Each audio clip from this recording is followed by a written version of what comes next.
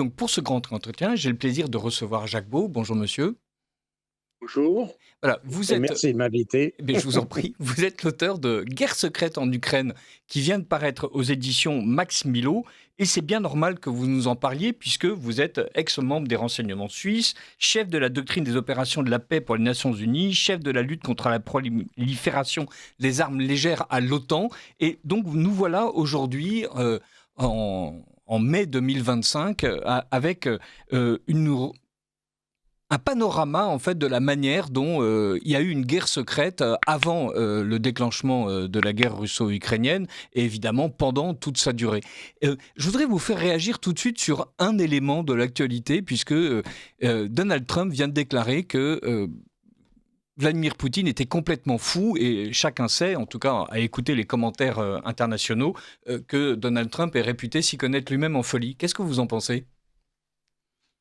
Bien, non, c'est toujours facile de critiquer, comment dire, d'accuser son adversaire de folie.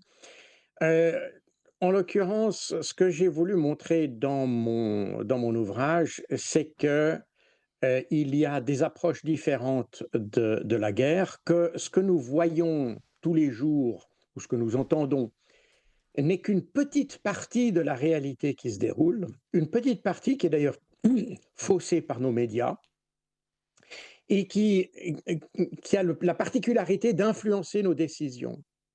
Et c'est peut-être comme ça que tout d'un coup, on se trouve dans des décalages cognitifs, on pourrait dire, ce qu'on appelle la dissonance cognitive, entre la réalité des faits et puis la réalité qu'on s'imagine être. Et ça explique probablement pourquoi, des gens qui sont pas vraiment des intellectuels comme, Donald Trump, mais qui sont plus instinctifs, qui travaillent plus sur ce qu'on appelle le feeling en bon français, heu et qui plutôt que sur l'analyse, j'allais dire scientifique ou technique des choses. Et là, tout d'un coup, on se trouve dans des décalages et c'est d'ailleurs aujourd'hui, enfin pas dans la période que nous vivons, ces jours, nous sommes exactement dans cette situation de décalage cognitif entre, un mythe d'une Ukraine qui gagne, d'une Russie qui est faible, qui s'effondre avec des sanctions qui l'affaiblissent et cetera et cetera et cetera. Vous connaissez ce narratif et puis la réalité du terrain qui montre exactement l'opposé. Alors pendant des 3 ans, on a pu, se cacher derrière, des, comment dire? Des nouvelles qu'on ne pouvait pas vérifier d'une certaine manière et puis aujourd'hui, on a les moyens de vérifier ça. Les Ukrainiens eux-mêmes d'ailleurs nous disent que, notre, compréhension du conflit est fausse et c'est ça qui est d'ailleurs très intéressant et que j'ai voulu aussi mettre en exergue dans cet ouvrage. C'est que nos médias sont abreuvés par la propagande de l'État ukrainien, mais que derrière tout ça, il y a des Ukrainiens qui, eux, voient le conflit de manière beaucoup plus, enfin, plus réelle, plus réaliste, si vous voulez, et et qui nous rapportent une réalité très différente que nos médias choisissent de Alors, refuser. je, Ça, je c'est très voudrais, important. je voudrais vous interrompre parce que pour, malgré tout faire en sorte que vous ne livriez pas l'intégralité de votre ouvrage tout à fait intéressant, donc Guerre secrète en Ukraine, juste dans les 3 premières minutes. Vous dites à la page 181, et j'ai trouvé ça tout à fait intéressant, la guerre de l'information est au cœur des activités clandestines occidentales contre la Russie. Elle a deux fonctions: mettre en valeur les actions héroïques des forces ukrainiennes, montrer la faiblesse de la Russie et son incapacité à obtenir des succès. L'objectif de cette stratégie est double: maintenir l'intérêt de l'opinion publique pour le soutien à l'Ukraine, quel qu'en soit le coût, isoler la Russie sur la scène internationale. Et ça fait écho à ce que vous dites tout au début, en fait, que le, pour les Ukrainiens, les opérations clandestines viennent en appui de leur centre de gravité et que le centre de gravité est le narratif. Autrement dit, il y a un moment donné où on se retrouve avec une guerre dont on n'est pas certain que les Ukrainiens puissent la gagner. Et vous citez cette phrase absolument terrible qui était parue dans un article, comme quoi les Occidentaux savent que l'Ukraine n'a pas les moyens de se lancer dans cette contre-offensive, mais ils espéraient que le courage et l'ingéniosité des Ukrainiens l'emporteraient. Et donc ça, c'est un article du Wall Street Journal et donc qui est paru, donc il y a je sais pas, il y a 1 an ou 2 et voilà, on espère que le courage et l'ingéniosité des Ukrainiens l'emporteraient. Autrement dit, il y a presque l'aveu, en fait, que, les Américains, aident l'Ukraine, mais, cherchent surtout à éviter, à donner le prétexte d'une escalade aux Russes et donc, que tout est fait pour entretenir le feu, mais sans jamais le pousser. C'est exactement ça. On savait très bien dès le départ, et c'est ça qui est frappant, même avant le conflit, à vrai dire. On savait que l'Ukraine ne tiendrait pas le coup et on l'a poussé dans ce conflit. Je vous rappelle que la France et l'Allemagne étaient garantes des accords de Minsk qui devaient prévenir ce conflit. La raison pour laquelle nous avons ce conflit, c'est parce que les accords de Minsk n'ont pas été respectés. Et qui a été derrière l'Ukraine pour ne pas les respecter? C'est la France, l'Allemagne en tant que pays, mais également l'Union européenne. Ursula von der Leyen a été une de celles qui a pratiquement imposé, enfin, elle n'a pas imposé parce qu'elle pouvait pas, elle n'a pas les moyens institutionnels de le faire, mais elle a dit qu'elle refuserait que l'Ukraine applique les accords de Minsk. Donc, on savait dès le départ que l'Ukraine souffrirait de ça, et ça explique d'ailleurs de nombreuses citations qui sont dans le livre d'ailleurs de Lindsey Graham qui dit la guerre en Ukraine a été une opération extraordinaire parce que ça nous a permis de lutter contre les Russes sans dépenser entre guillemets une seule vie humaine américaine. Alors, Lindsey Donc, Graham, il faut que vous nous disiez, enfin plutôt que vous disiez aux auditeurs qui est cette personne? Lindsey Graham, c'est un sénateur républicain américain qui fait d'ailleurs la paire avec un sénateur démocrate, ce qui démontre d'ailleurs que la lutte contre la Russie est bipartisan aux États-Unis, comme je le dis souvent. C'est Monsieur Richard Blumenthal, qui est démocrate, lui, et puis alors ils font la paire. Et en ce moment, ils sont d'actualité tous les deux parce que c'est eux qui veulent imposer des sanctions faramineuses pour tous les pays qui aideraient ou qui achèteraient du pétrole à la Russie et qui imposerait des taxes de 500%. Et puis les 90 jours, eh bien, on ajouterait encore 500% sur les taxes sur ces pays. Enfin, c'est des sanctions absolument faramineuses qui n'ont aucun sens au point de vue économique. Mais ce que je veux dire, c'est des gens qui sont viscéralement anti-russes, anti-chinois. C'est des gens qui sont viscéralement pour une hégémonie américaine sur l'ensemble de la planète. Et c'est des gens qui ont été les grands promoteurs de la politique occidentale à l'égard de l'Ukraine. Et tout récemment d'ailleurs, Jean-Noël Barrot, votre ministre des Affaires étrangères, eh bien, s'est acoquiné précisément avec Lindsey Graham pour mettre en place ou pour esquisser un plan de sanctions pour rajouter encore des sanctions à la Russie, parce qu'évidemment, aujourd'hui, on refuse la réalité des faits que la Russie gagne sur le terrain et il faut donc absolument la faire perdre. Et on est dans cette espèce de course à l'échalote qui consiste à essayer d'appliquer dans le temps le plus court possible le maximum de sanctions pour essayer que la prophétie se réalise d'une Russie qui se désagrège et puis d'une Ukraine qui est victorieuse. Voilà, on est exactement dans ce schéma-là. Donc Lindsey Graham, c'est un individu assez glauque d'ailleurs, d'une manière générale. Il a évidemment son audience aux États-Unis parce que, comme je l'ai dit, il est très anti-russe. C'est un adepte de John McCain à l'époque, qui avait soutenu d'ailleurs Maïdan en 2014. Euh, donc on a quelqu'un c'est un radical, c'est un extrémiste. Il y a pas d'autre mot pour le désigner. Et, et aujourd'hui, ça devient, et c'est d'ailleurs assez amusant parce que ça devient l'allié de ces gouvernements européens qui se disent de centre-gauche, centre, on ne sait pas quoi d'ailleurs, on ne sait même pas d'ailleurs si c'est le centre, enfin ils se disent comme ça. Et on a vraiment l'alliance des extrémismes d'une certaine manière. L'extrême centre, pourrait-on dire en Europe, qui s'allie avec extrême droite aux États-Unis. Donc voilà, c'est un peu ça. Et ces gens avaient dit dès le départ que finalement, d'ailleurs Lindsey Graham avait dit que les Ukrainiens se battraient jusqu'au dernier pour lutter contre la Russie. Donc c'était une bonne opération que de financer les opérations avec l'Ukraine. Donc voilà, on est jusqu'au dernier Ukrainien. On est exactement dans ce schéma-là et c'est dramatique quelque part.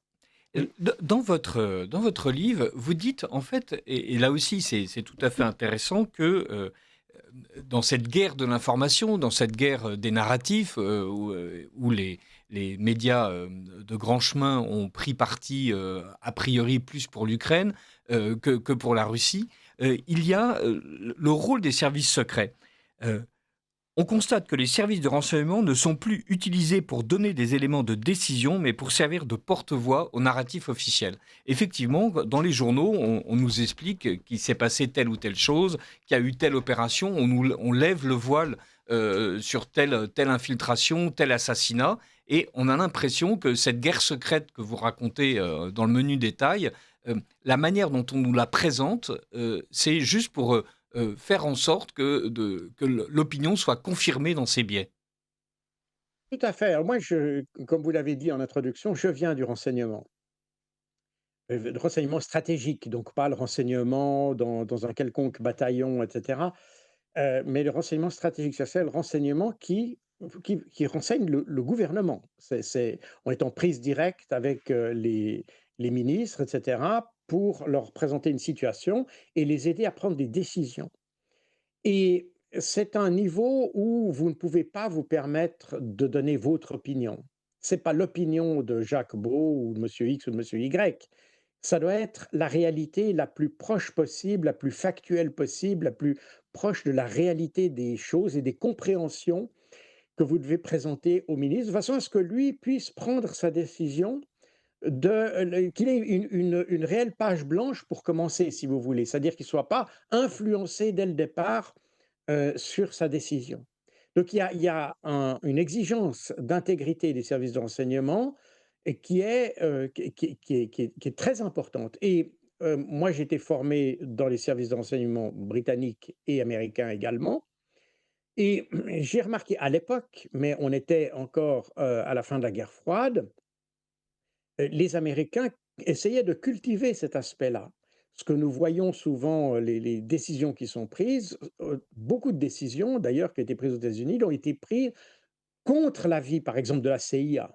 C'est qu'en France, il y a une sorte de mythe de cette CIA qui est plus, alors c'est vrai que la CIA a ses travers aussi et a fait, nombreuses, comment dire? Entorses, on peut dire, à la fois au droit international et cetera, donc on ne va pas, entrer dans toutes ces questions qui sont bien établies. Mais très souvent, la CIA, par les analyses qu'elles font et beaucoup d'analyses d'ailleurs, vous pouvez les retrouver puisqu'il y a un service historique qui vous remet ces d'ailleurs, il y a beaucoup de documents qui sortent de la CIA qui sont dans cet ouvrage sur l'Ukraine. Hem, la CIA a souvent eu une approche très objective des choses, qui a conduit d'ailleurs à des dissensions souvent importantes entre le président et le directeur de la CIA qui était à l'époque, maintenant c'est plus le cas, mais depuis jusqu'en 2007, c'était le cas. Le directeur de la CIA était le conseiller du président des États-Unis en matière de renseignement et à très nombreuses reprises, on avait des confrontations, même quelquefois assez virulentes, entre le directeur de la CIA et le président, parce qu'ils avaient des visions très opposées. La CIA présentait une image de la situation qui était souvent beaucoup plus sage que celle du président, qui lui a une vision évidemment dictée par la politique. Et moi j'ai été formé y compris et travaillé d'ailleurs avec les services, bah, les services, d'ailleurs français, hein. J'ai beaucoup travaillé avec le DGSE, pendant des années, avec, le Bundesnachrichtendienst allemand et puis tous les services européens à vrai dire. Et il y avait cette exigence de factualité, comment dire? D'intégrité et de respect des faits, tout simplement, même quand ils ne plaisaient pas aux politiciens. Les politiciens changent, le renseignement doit avoir cette constance. Ça doit être un peu le maître étalon de l'information. Or, aujourd'hui, on a exactement l'inverse, c'est-à-dire que pour satisfaire ou protéger leur narratif, les politiques utilisent comme prétexte que les services de renseignement auraient dit ceci ou ça. Ce qui est souvent difficile à vérifier parce que les services de renseignement sont un peu comme l'armée, ils ont ce devoir de réserve qui fait que, eh bien, quand quelque chose est dit, eh bien, c'est ce qui vient dans le domaine public, c'est ce qui est dans le domaine public. Les services de renseignement travaillent en arrière-plan et ne sont pas censés être dans le domaine public. Donc, on a, souvent, cette mésutilisation, mauvaise utilisation, des services de renseignement uniquement pour justifier un narratif et on l'a vu, très récemment d'ailleurs aux États-Unis où tout d'un coup on vous dit: «Ah, il y a les agences de renseignement ont dit ça sur la Chine, sur la Russie» et cetera. Quand vous regardez les faits, vous remarquez qu'en réalité, c'est un ou 2 analystes de ces services de renseignement qui ont été sélectionnés. C'est-à-dire l'affaire typiquement, c'est pas dans mon livre parce que ça, on est sur quelque chose de nouveau, d'autre, mais par exemple, les armes de destruction massive en Irak, la CIA a toujours dit qu'il n'y avait pas d'armes de destruction massive en Irak. Et pour faire passer cette information ou ce point, Donald Rumsfeld, le ministre de la Défense, ou le secrétaire à la Défense à l'époque aux États-Unis, a créé littéralement un petit service de renseignement en prélevant des analystes de différents services, dont de la CIA. Alors, c'est des analystes qui étaient consentants, si vous voulez, de façon à créer un narratif sur les armes de destruction massive, de façon à justifier la décision d'attaquer l'Irak. Mais la CIA s'est toujours opposée à ça, a toujours déclaré qu'il n'y avait aucun élément qui permettait de le dire, et c'est d'ailleurs ce qui a provoqué la démission du directeur de la CIA à l'époque. Donc, vous voyez, on utilise, et ça, les Américains ont été un peu pionniers là-dessus. On a retrouvé ça d'ailleurs à l'égard du coronavirus, lorsqu'il s'est agi de dire que le coronavirus avait été intentionnellement créé par les Chinois en vue de déstabiliser l'Europe. Et là aussi, on a dit, ah, même les services de renseignement américains le disent, c'est faux. Les services de renseignement n'ont pas dit ça, mais on a simplement pris un certain nombre d'analystes, on leur a demandé d'établir un rapport, ils ont établi ce rapport, et après on a dit, voilà, c'est les services de renseignement qui ont dit ça. Mais ce n'est pas l'institution CIA, DIA ou que sais-je, et qui a dit ça, c'est vraiment des analystes spécialement sélectionnés, spécialement choisis pour ça, qu'on a utilisés pour finalement accréditer un discours qui était totalement farfelu et qui était basé sur rien du tout.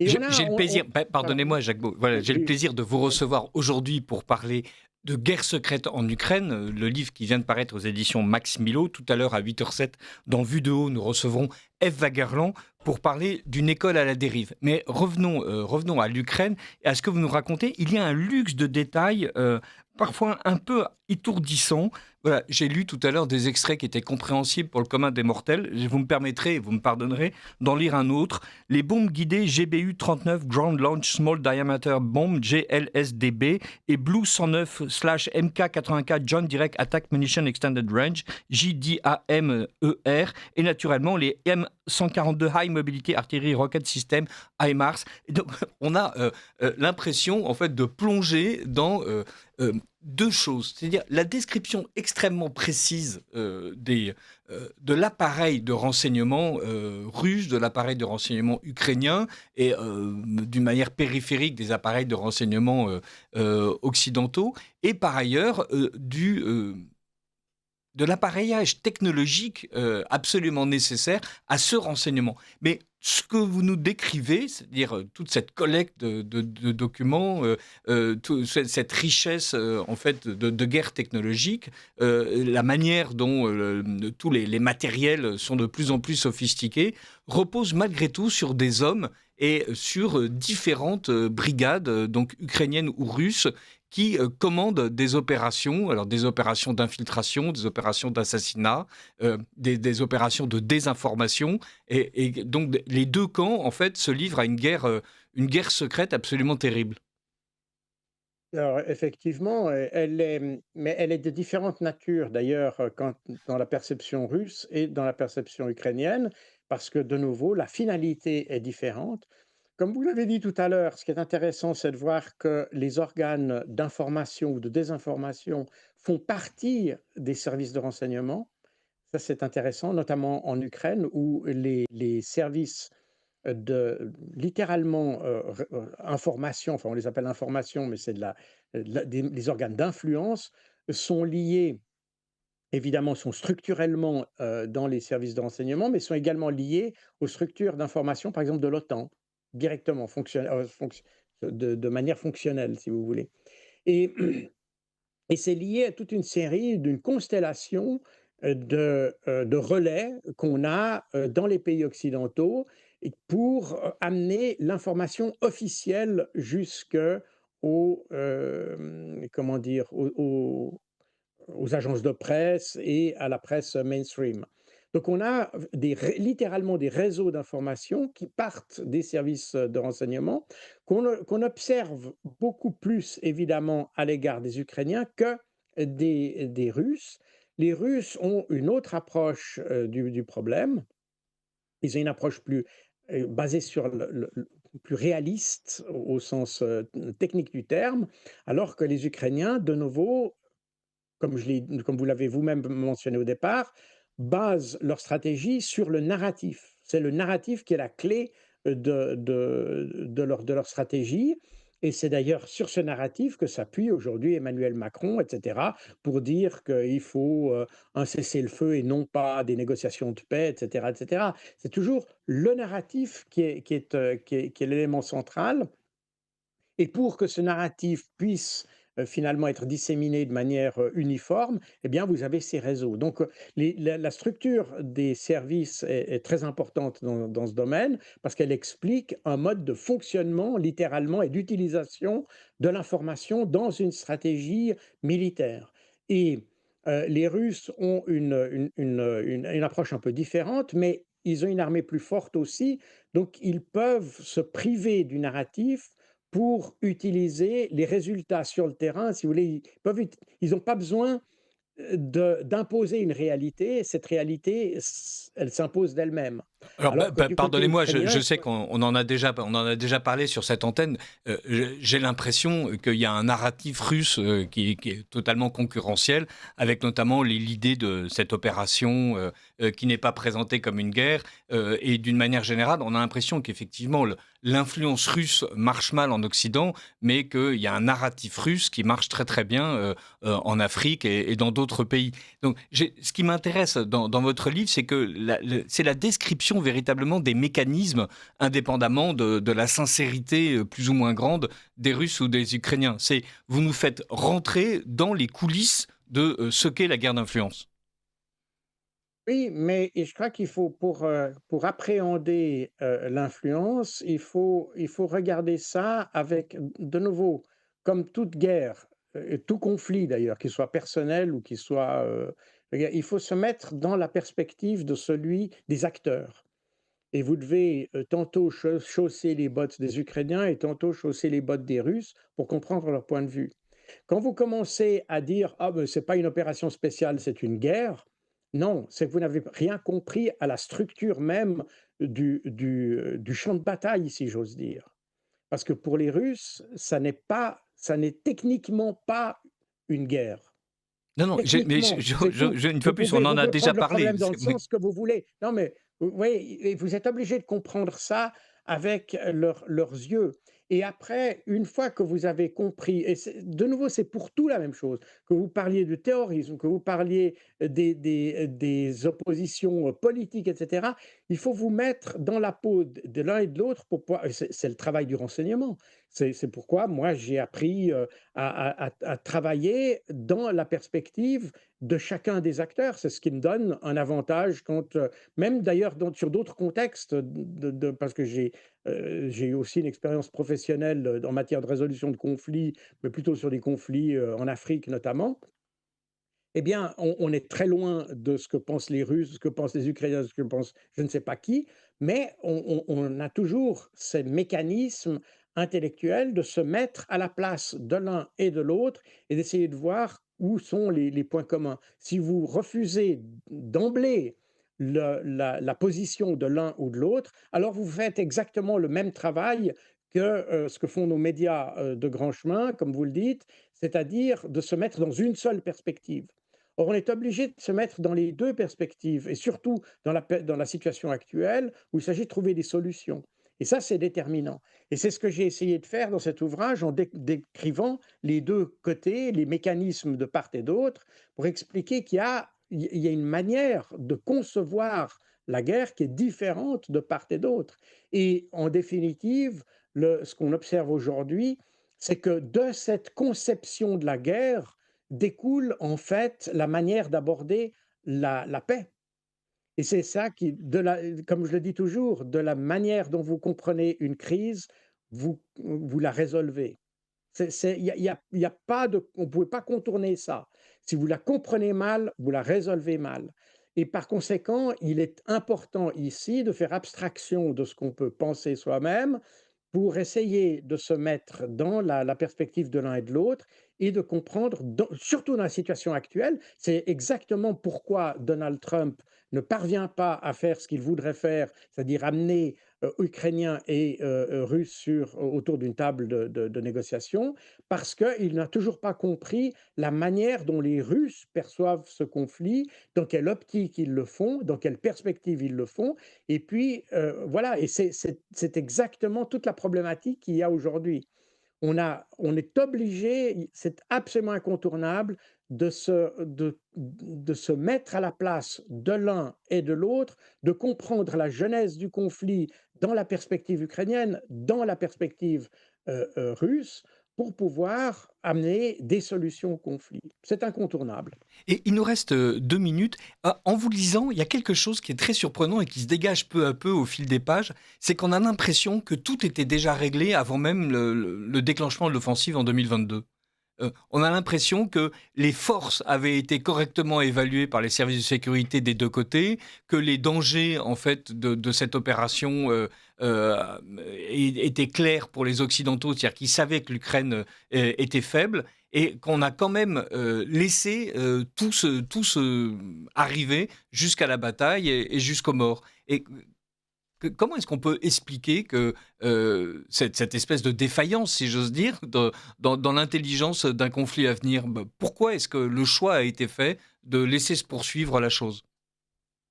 Ce n'est pas une défaillance, c'est conscient. J'ai mentionné dans mon livre ce rapport qui a été écrit en 2019 et qui disait, qui conseillait une stratégie d'ailleurs pour affaiblir la Russie. C'est la stratégie qu'on a observée et je l'ai démontré à plusieurs reprises dans mes livres, la stratégie qu'on a appliquée à la Russie, y compris les sanctions et tout ça.